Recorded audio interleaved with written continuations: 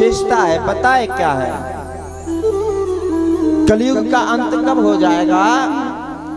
ये गिरिराज पर्वत में से हर दिन एक कण झड़ता है, एक कण हर दिन। गिरिराज इतना बड़ा है, विशाल 7 कोश का, हर दिन उसमें से एक कण झड़ जाता है। हर एक दिन एक कण झड़ता जाता है, झड़ता जाता है। और ये जब तक झड़ेगा जब तक कलयुग का अंत नहीं हो जाएगा।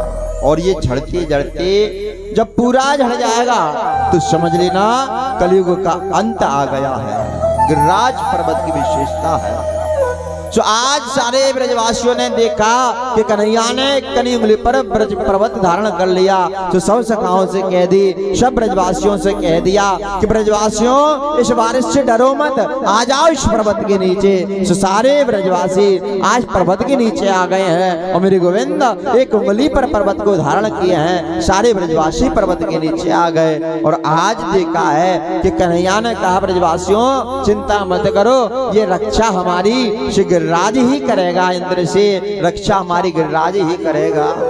तो आज भगवान ने गिरिराज से सारे ब्रजवासियों की रक्षा की है। पर्वत को धारण कर लिया, सारे ब्रजवासी पर्वत के नीचे आ गए हैं। और पर्वत के नीचे आते ही तो अब भगवान ने कहा कि ब्रजवासियों को तो कोई चिंता नहीं है, और छमाछम बारिश हो रही है, ऐसी बारिश कि ब्रजवासियों ने अपने जीवन में कभी नहीं देखी। और आज ब्रजवासी कहने लगे, अरे लाला आज अगर तू नहीं होता तो हम तो बह जाते सब। ऐसी छमाछम बारिश, एक दिन सुबह से शाम हो गई, बारिश बंद नहीं हुई। प्रभु कन्हैया 7 वर्ष के 7 कोश के लंबे चौड़े पर्वत को अपनी कनी उंगली पर धारण किए हुए हैं। सारे ब्रजवासी साथ खड़े हैं। सुबह से शाम हो गई, बारिश बंद नहीं हो गई। शाम से पूरी रात हो गई, बारिश बंद नहीं हो रही है। दूसरा दिन लग गया, बारिश बंद नहीं हो गई। और छमाछम बारिश होती जा रही है, होती जा रही है। आज 3 दिन हो गए विशाल पर्वत को कृष्ण अपनी उंगली पर रखे हैं। सारे ब्रजवासी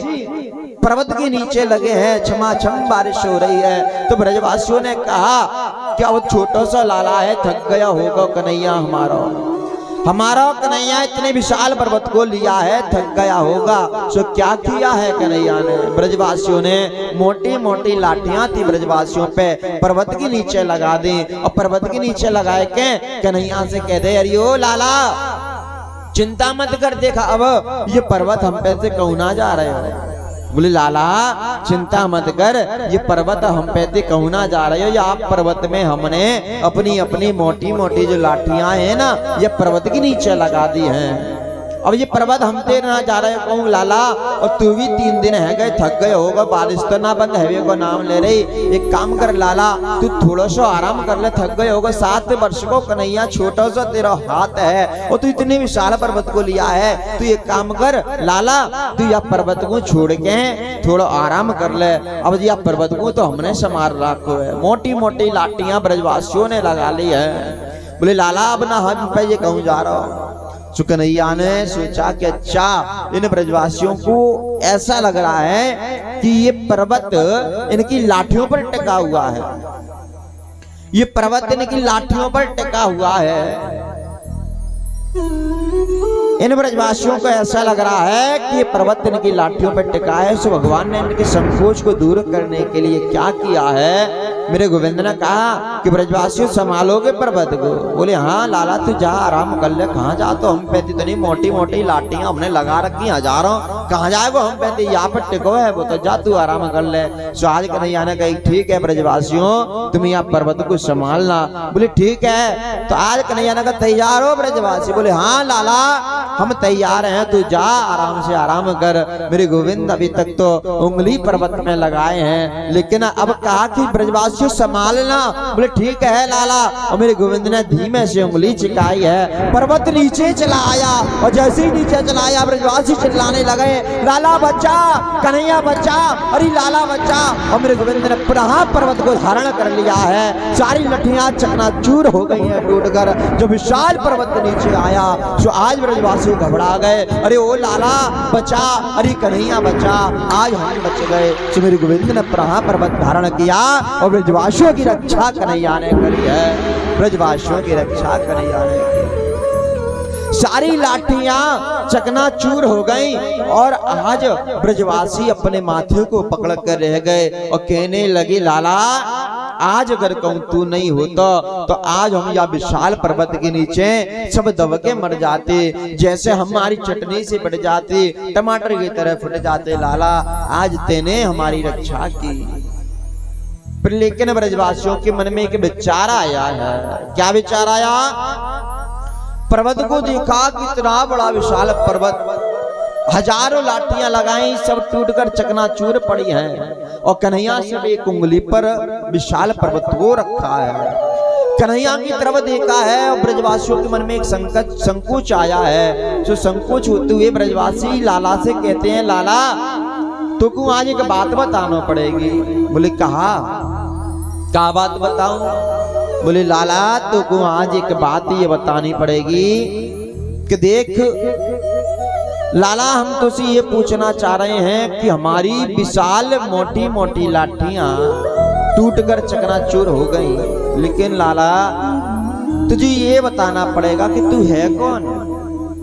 ब्रजवासियों के साथ भगवान रह रहे हैं, लेकिन किसी ब्रजवासी को ये नहीं पता है कि ये भगवान है, क्योंकि सबके सखा बनकर प्रभु रह रहे हैं। ऐसी लीला ब्रज में कर रहे हैं कि सारे ब्रजवासियों के साथ रह रहे हैं और किसी को आभास भी नहीं होने दे रहे कि मैं परमात्मा हूँ। आज भगवान ने, ब्रजवासियों ने कहा भगवान से कि लाला तुमको आज बताना ही पड़ेगा लाला कि तू कौन है। बोली तूने ब्रज में हजारों राक्षस आए, सबको मार दिया, सबका उद्धार तूने किया, हर बार ब्रजवासियों की रक्षा तूने की, और आज इतना बड़ा संकट आया, तो संकट आने पर तूने इतना विशाल पर्वत अपनी उंगली पर धारण कर लिया, लेकिन लाला तुझे आज बताना पड़ेगी कि तू कौन है। सो भगवान ने कहा, ये क्या पूछ लिया ब्रजवासियों ने मुझसे, अगर मैं इनसे कहूं कि मैं भगवान हूं तो ये कोई मानने वाला नहीं है कि मैं भगवान हूं। तो क्या किया जाए? ये कोई मानने वाला नहीं कि मैं भगवान हूं। तो भगवान ने क्या किया? कितनी सुंदर बात कही। सो भगवान ने कहा कि देखो ब्रजवासी, ये विशाल पर्वत मैंने कैसे उठाया, तुम जानना चाहते हो? बोले हाँ, मुझे बताइए कैसे उठाया। सो आज भगवान ने कहा, कितनी सुंदर बात कही है। बोले देखो मैंने ये विशाल पर्वत कैसे उठाया। कछुमा कबल बड़ा, कछुमा को बल बड़ा, कछु गोपिने करी सहाय। ब्रजवासियों सुनो, कछुमा कबल बड़ा, कछु गोपिन करी सहाय। श्री राधे जो की कृपा से मैंने गिरिवर ली उठाए। श्री राधे जो की कृपा से मैंने गिरिवर ली उठाए। तो आज कन्हैया ने कहा कि देखो ब्रजवासियों, मैंने जो बचपन में माखन चुराया था ना, वो माखन चुराने की शक्ति मुझ में आई और कुछ आप सब लोगों ने, आप सब गोपों ने मेरी सहायता करी इस पर्वत उठाने में। और ये पर्वत मैंने कैसे उठाया? माखन चुराया, आप गोपों ने सहायता करी, और सबसे बड़ी कृपा तो उस राधा रानी की कृपा से ये विशाल पर्वत मैंने अपनी कड़ी उंगली पर धारण कर लिया।